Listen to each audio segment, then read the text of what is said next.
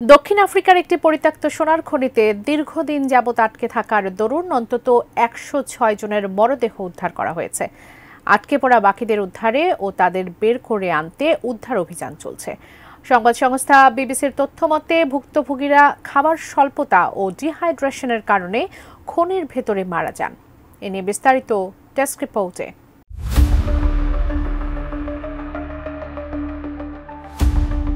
দক্ষিণ আফ্রিকার জোহান্সবার্গের দক্ষিণ পূর্বে স্টিলফন্টেন শহরের কাছাকাছি একটি পরিত্যক্ত খনিকে কেন্দ্র করে ২ মাস আগে দেশটির পুলিশ ও খনি শ্রমিকদের ঝামেলা বাঁধে। কর্তৃপক্ষ খনিটি তৎক্ষণাৎ বন্ধ করে সিল করে দেয় আর খনির ভিতর থেকে শ্রমিকদের বের করে আনার চেষ্টা শুরু করে দেয়।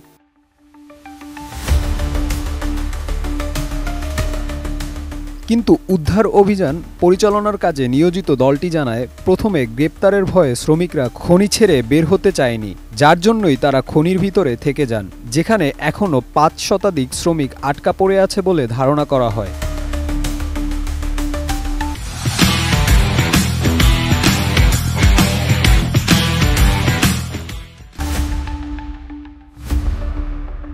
Mining affected communities United in action গোষ্ঠীর এক মুখপাত্র জানায়, উদ্ধার করা কিছু শ্রমিকের সাথে একটি মোবাইল ফোন পাওয়া যায়, যেখানে মাইন উদ্ধার অভিযান অব্যাহত আছে।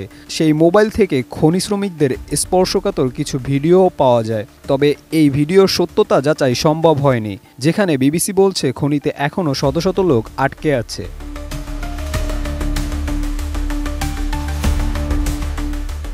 General industries workers of south Africa নামের একটি ট্রেড ইউনিয়ন একটি ভিডিও প্রকাশ করেছে। সেখানে দেখা যায় অনেক শ্রমিক নোংরা মেঝেতে বসে আছেন, তাদের মুখ ঝাপসা করে দেওয়া হয়েছে।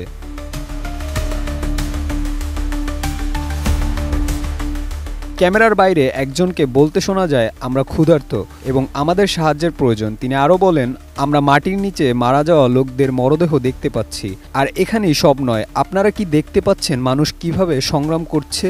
আমাদের সাহায্য করুন। তবে ট্রেড ইউনিয়নের পক্ষ থেকে বলা হয়, এই ভিডিও শনিবার রেকর্ড করা হয়।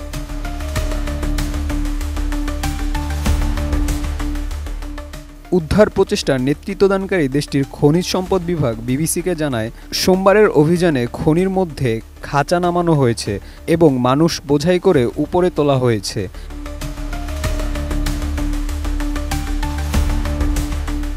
Desk report, ATN news.